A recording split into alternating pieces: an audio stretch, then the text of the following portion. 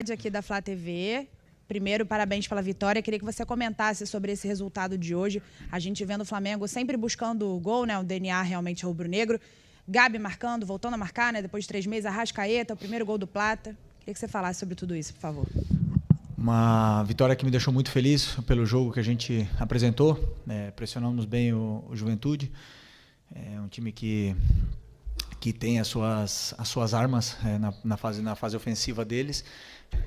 Colocamos eles para jogar na área deles, né? Então isso aí, conseguimos um gol rápido e acabamos sofrendo um empate, mas o time em nenhum momento se deixou abalar por isso, continuou com a mesma forma de propor, de atacar, de ser vertical e tentar criar chances. Fomos para o intervalo com um empate e depois o time conseguiu fazer os gols que precisava e deslanchou. Oi? Todos bem. Desculpa? Ah, sim.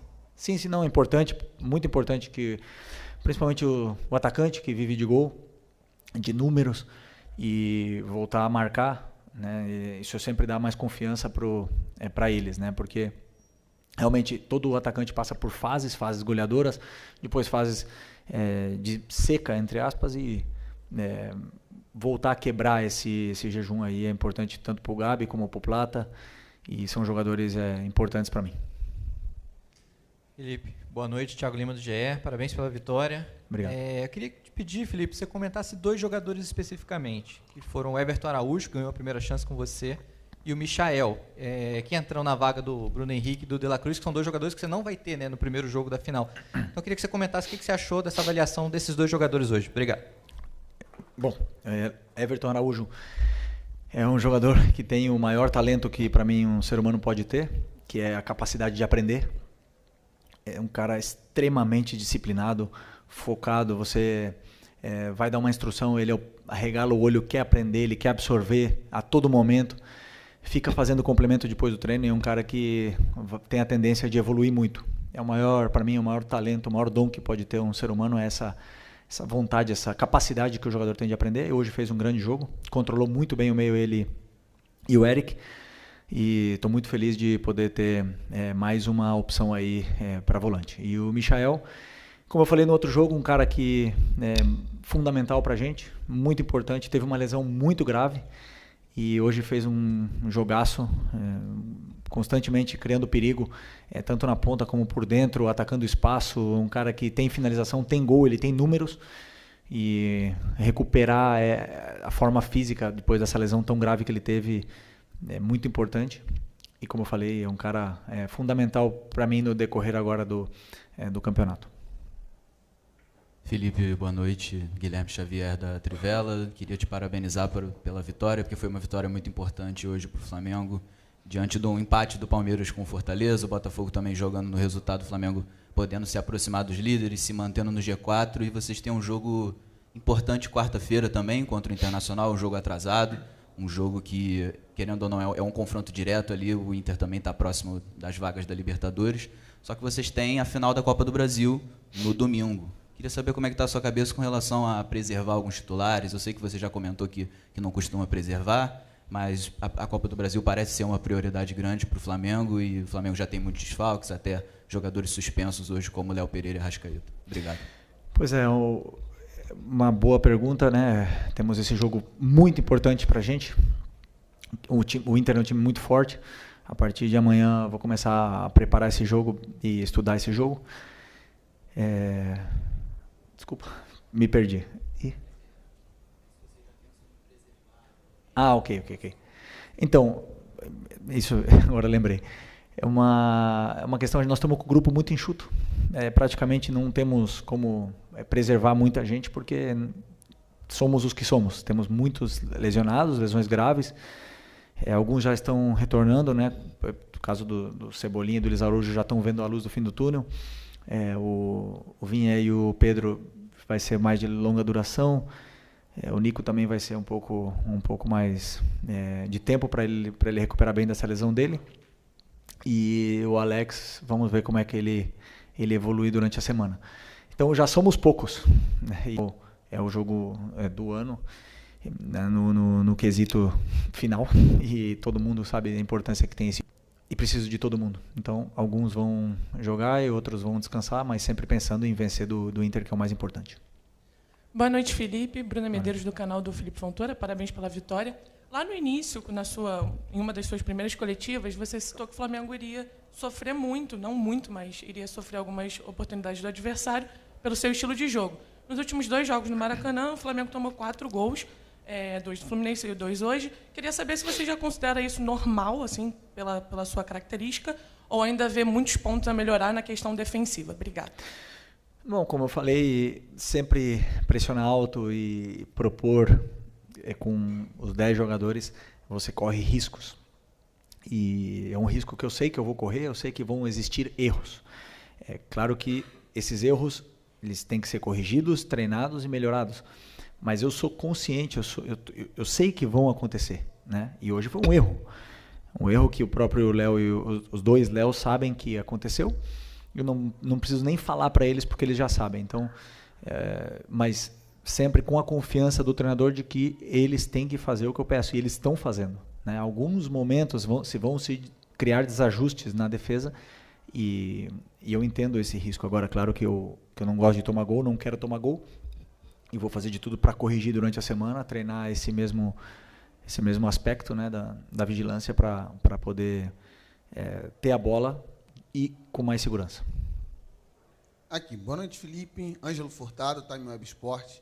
Felipe, você que teve a sua carreira no futebol internacional, segunda-feira, Vinícius Júnior pode ser, né, eleito aí o melhor jogador do mundo. Queria que você, com a sua experiência, deixasse um recado para ele. Como que você está vendo aí essa questão do melhor jogador do mundo, da escolha, né? Todo mundo sabe que vai ser ele. Merecido. Cara que conquistou tudo que conquistou sozinho, ninguém deu nada de presente para ele. E ele conseguiu sair do lugar onde ele foi criado para ser o melhor jogador do mundo e o melhor jogador do Real Madrid. É a única coisa, o recado que eu posso dar para ele é que ele não pare, que ele continue, que ele vá atrás de outra bola de ouro, que ele continue em ambição, porque não é fácil você tocar o céu e continuar lá, né? O mais difícil é você permanecer lá. Então ele tem que continuar com a mesma alegria que ele tem, que ele merece. Boa noite, Felipe. Natália Brasil, Damas do Esporte, Rádio Roquete Pinto. Parabéns pela vitória. Você tem falado, né, em muitas oportunidades que esse Flamengo é o Flamengo do Felipe Luiz, apesar das suas referências, né, de toda a experiência que você passou no futebol. Eu queria que você dissesse o que hoje nesse time já tem a cara do Felipe Luiz, já está do jeito redondinho que você quer, e o que ainda falta corrigir e vai ser aí ao longo das próximas partidas. Eu acho que eles assimilaram bem a ideia, assimilaram bem, estão fazendo tudo que eu estou pedindo, né? Depois, a parte técnica é do jogador, a parte mental é ser mais, sei lá, frio e calculista. Isso depende dos jogadores, mas a parte estratégica, a pressão alta que eu quero fazer, a parte da maneira de defender, a maneira que eu tenho de atacar, hoje eu já deixei bem claro que é como sempre pressionar alto e propor jogo o máximo possível. Só que muitas vezes jogamos contra adversários que quebram a nossa pressão e nos empurram, ou que sabem pressionar e não deixam a gente ficar na área como a gente ficou hoje, na área do Juventude. Então, cada jogo é um jogo, mas basicamente o meu modelo de jogo está sendo visto nesses jogos. Oi, Felipe, Sérgio Lobo aqui. Eu queria estender um pouquinho em relação à pergunta que o Guilherme fez para você, relacionada ao jogo de quarta-feira. Você já falou do encurtamento do elenco, né? Está enxuto demais para os jogadores que você vai contar lá em Porto Alegre. Arrascaeta e Léo Pereira você também já não vai contar, os dois levaram o 3º cartão amarelo. O que você está pensando em relação ao Campeonato Brasileiro especificamente? Porque a gente não sabe o que vai acontecer, obviamente, né? O Flamengo vai lutar pelo título da Copa do Brasil, mas não se sabe o que vai acontecer. E eu estou olhando aqui a tabela, independentemente dos resultados que ainda estão correndo, tem jogos em andamento, se o Flamengo vencer o Internacional, ele pula para 3º lugar. O que você está pensando especificamente relacionado ao brasileiro? Em ganhar do Internacional. A única coisa que eu penso, preparar muito bem o jogo, preparar todas as soluções para os jogadores que eles possam ter de dificuldade durante o jogo, como a gente vai atacar, como a gente vai defender, e ganhar do Internacional. É a única coisa. E eu não só estou dizendo isso, eu faço isso. E eu peço para eles fazerem isso também. Não adianta nada olhar a tabela. Só tudo depende de ganhar do Internacional. Já é muito um dia de cada vez aqui no Flamengo, é intenso. Então é importante sempre olhar o próximo objetivo perto.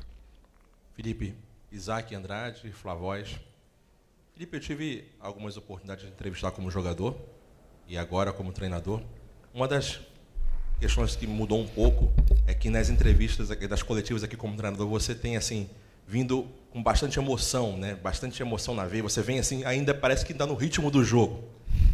E a gente sabe que a emoção é um dos fatores decisivos também, que inclusive influenciam diretamente na técnica, na tática, faz com que os jogadores avancem.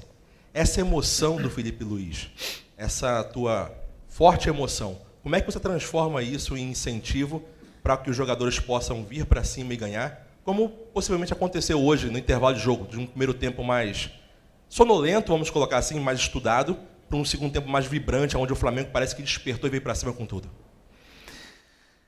Bom, primeiro sobre a pressão, eu amo viver sob pressão. É o que me motiva, o que me gera essa paixão toda que eu tenho é agora, para mim, falar com vocês aqui, é pressão. E eu me sinto confortável nesse momento. Então, estou mais vivo do que nunca, né? Quando eu não tenho isso, quando eu estou de férias muito tempo, aí é quando eu me preocupo, né? Quando eu tenho isso aqui, essa cobrança, e me exigir ao máximo e aprender, e tá toda hora tendo que evoluir, aprendendo, inclusive falar como treinador numa coletiva, tudo isso aqui me desafia muito e me faz evoluir como ser humano e como técnico, né? Não concordo contigo que o primeiro tempo foi um primeiro tempo sonolento, não concordo. Eu acredito que, aliás, eu não tenho nenhuma dúvida que não é fácil, nunca foi nem nunca vai ser fácil atacar uma linha de 5 com 4 e 1. Não existe. E a gente viu o Botafogo Criciúma, nós vimos o Manchester City hoje. Não é fácil atacar uma linha de 5 com 4 e 1. E hoje o nosso time, o que fez? Empurrou o Juventude até a área deles. Eles ficaram defendendo em bloco baixo. O que a gente pode fazer? Continuar atacando, rompendo espaços, rompendo linhas, criando chances de gol para tentar vencer. É a forma que eu penso que eu estou mais perto da vitória. Se eu deixar virar o caos, esse ida e volta, não acredito que isso me leve mais próximo à vitória. Eu acredito que isso é mais um cara ou coroa, uma moeda ao ar, e às vezes pode cair do nosso lado e outras vezes do lado deles.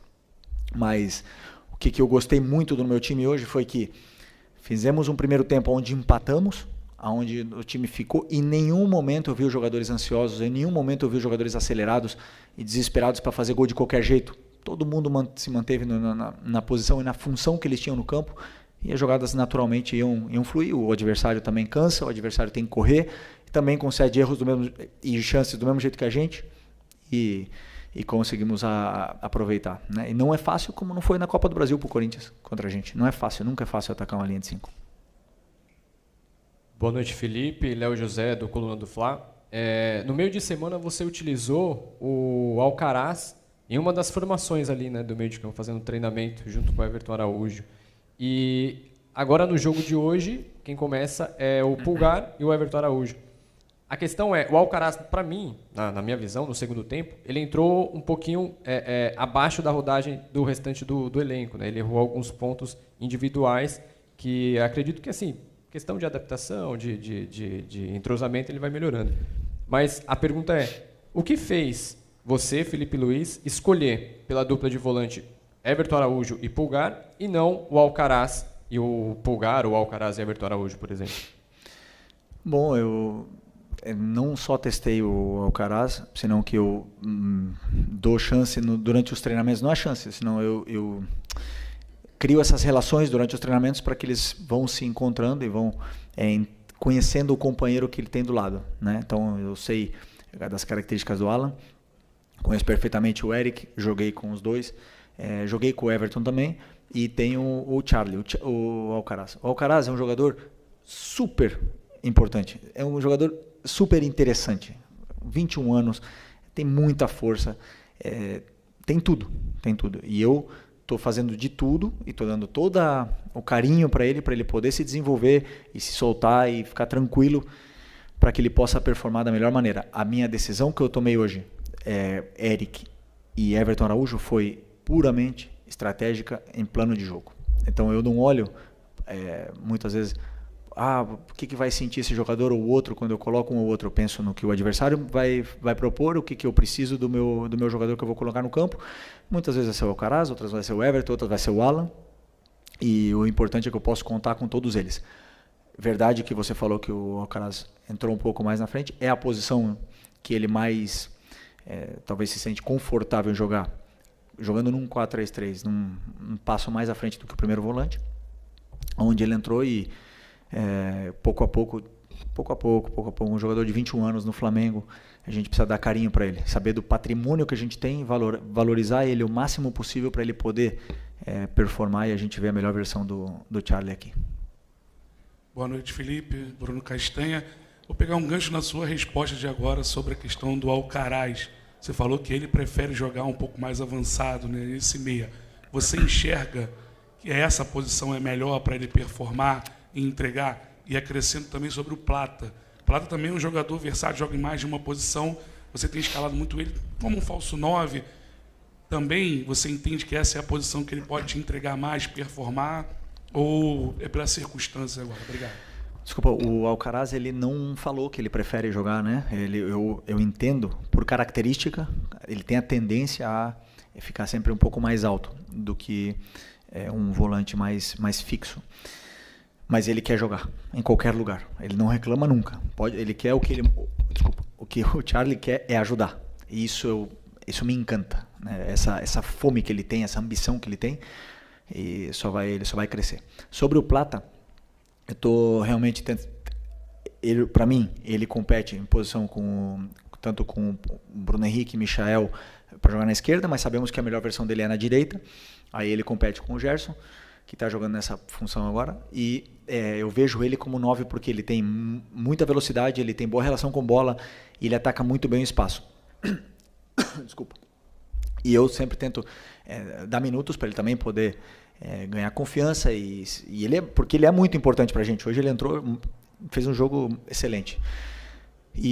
Mas ele sempre tem a tendência a tirar para a posição dele, né? Então, se eu coloco muitas vezes ele de 9, ele tem a tendência a voltar para a ponta. E isso se requer trabalho, se requer tempo para ele entender os movimentos. Claro que um 9 de origem, de ofício, deve fazer. Então, mas isso o mais importante é que eu tenho aí os coringas à disposição. E eles aceitam jogar em qualquer posição para ajudar a equipe e colocam a equipe acima de tudo. Aqui, boa noite, Felipe. Vinícius, canal Vini Rubro Negro. Após o jogo contra o Corinthians, o Fabrício Bruno disse que iria conversar com você para tentar entender um pouco qual a ideia você tem para a zaga. Na próxima partida, o Fabrício Bruno provavelmente vai ser titular, porque o Léo Pereira tomou o terceiro amarelo e não joga. Queria que você pudesse falar um pouquinho o que você espera de um zagueiro para ser titular nesse seu sistema defensivo e como o Fabrício Bruno pode colaborar para o próximo jogo, por exemplo. O Fabrício, como eu falei nas outras coletivas, é um jogador espetacular. E para esses jogos agora, eu preferi começar com o Léo Ortiz e o Léo Pereira por uma questão também estratégica de plano de jogo. Contra o Fluminense eu preferi começar com o Fabrício por uma questão estratégica de plano de jogo e não errei. Ok? Não veio a vitória, mas o que eu vi do Fabrício me agradou muito. Eu já conheço ele também, não é novidade. E o Fabrício tá para ajudar também a equipe. Então sempre deixou muito claro isso. É um cara que, tanto ele como o Davi, sempre estão treinando bem, estão se esforçando, estão ajudando a equipe do lugar que está tocando eles ficar agora, que não entraram hoje, por exemplo, mas ajudaram a equipe. E provavelmente no próximo jogo, como você falou, o Fabrício pode jogar e talvez o Davi também. Então, são jogadores muito importantes para mim e já entenderam perfeitamente como eu quero jogar e pouco a pouco eles vão tendo minutos, como eu falei. Eu preciso de todo mundo. O Fabrício entrou contra o Corinthians e foi um dos melhores em campo. Então, é muito bom ser técnico e poder olhar para o banco de reservas e ter soluções, né? Mesmo que muitos não estejam na máxima felicidade, porque eu prefiro isso, que o jogador se revolte de ficar no banco. Prefiro que ele fique brabo, mas depois renda do jeito que o Fabrício rendeu, porque, como eu falei, o Fabrício também é outro cara, um homem, e sempre bota o Flamengo em primeiro lugar. Aqui, Felipe, boa noite. Marcos Martinho, do canal da QSRN. Felipe, eu queria um pouco mais sobre a sua análise defensiva do Flamengo no jogo de hoje. porque da mesma forma que o Flamengo roubou algumas bolas no campo ofensivo, inclusive uma delas resultou no nosso primeiro gol, o Flamengo também sofreu um pouco com os lançamentos em profundidade nas costas da linha defensiva. Queria te perguntar se esses erros, né, de posicionamento, às vezes, de decisão equivocada entre pressionar o portador ou não, que também aconteceu um pouco contra o Fluminense, a derrota. Queria te perguntar se esses erros te preocupam para os próximos jogos e, sobretudo, para a final contra o Atlético Mineiro, uma equipe que sai construindo baixo também. Só uma pergunta. Quantos chutes o Juventude... Vocês têm os dados ou não? 3. Os 2 gols e mais uma. Então, assim, não sofremos muito, né? Pressionamos e a maioria das vezes conseguimos recuperar a posse ou pelo menos não deixar o adversário criar. Algumas delas eles saíram, né? Isso não foi o problema. O problema é quando nós temos a bola e foi como na transição, né? Quando passa de atacar a defender, onde foi que a nossa vigilância não estava ajustada e acabaram aproveitando essa oportunidade. Como eu falei para você, eles já sabem, eles mesmos já quando acontece um erro e eles já sabem o que tem que fazer, eles mesmos levantam a mão, mas o treinador apoia, né, e sabe que eles vão cometer erros. E a única coisa, vamos ver, vamos trabalhar para não voltar a repetir, porque com certeza os adversários estão estudando a gente, também vão tentar aproveitar esse tipo de lance. Eles precisam estar o mais alerta possível para poder não cometer erros na vigilância defensiva. Professor, última pergunta aqui da coletiva. Beleza. Felipe Mauro Santana, do canal Mauro Santana. Com a ausência do Alexandro, afastado com as dores na parte posterior da coxa, o Ayrton Lucas voltou a ter uma oportunidade como titular. Ele, inclusive, tem uma atuação destacada na vitória sobre o Bahia, em Salvador, mas encontrou dificuldade contra o Fluminense e hoje também apresentou um pouco de dificuldade ao longo da partida. Te preocupa de alguma forma isso? Como é que você faz essa avaliação e de que forma tentar ajudar o Ayrton Lucas a poder performar em alto estilo? Você que sempre fez questão de elogiá-lo, inclusive enquanto ainda era jogador. E elogio o Ayrton hoje de novo. Para mim fez um grande jogo. Errou alguns passes, normal. Tomou algumas decisões erradas com a bola, normal.